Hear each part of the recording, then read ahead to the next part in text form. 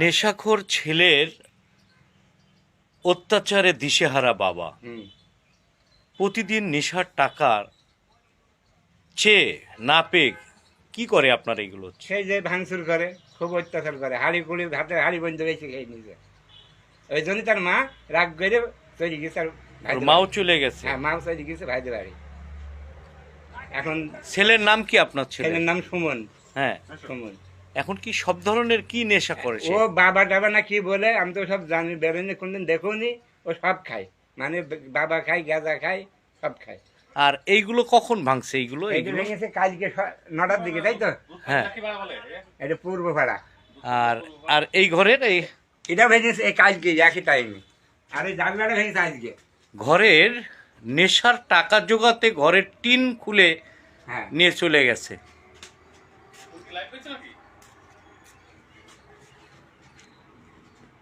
ঘরে নেই কোনো মালামাল, সবকিছুই বিক্রি করে দিয়েছে নেশার টাকা জোগাতে।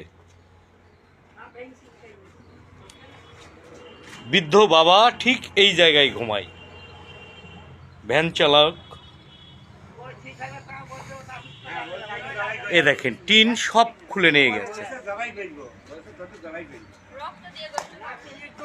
সকালে সকালে রান্নাঘরের ইটগুলো নিয়ে চলে গেছে।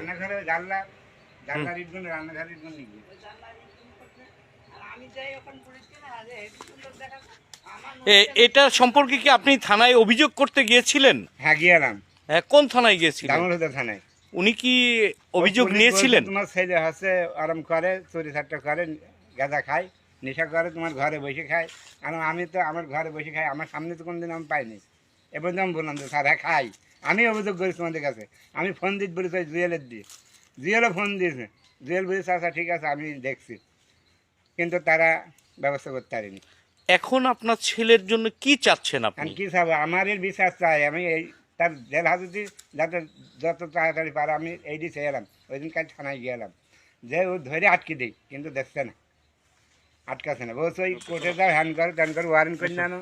তা আমি এই, তুমি তো কোর্ট কাছারির ব্যাপার বোঝো, এখন কি ওয়ারেন্ট হবে? আজকে কি আমার আজকে ওয়ারেন্ট দেবে? দেবে না। কারণ পুলিশ বলছে ওয়ারেন্ট করে নেই। আজকে রাতে ইট মারছে, আমি এখানে শুয়ে আছি, ইট মারছে। তা আমি যেই বেড়াইছি, এখন দৌড় মারছে। আমি সকালবেলা তাই তো ধরতে পারিনি। এখন কেউ ধরেও দেখছে না, ভয়তে। এই হচ্ছে বৃদ্ধ বাবার অবস্থা।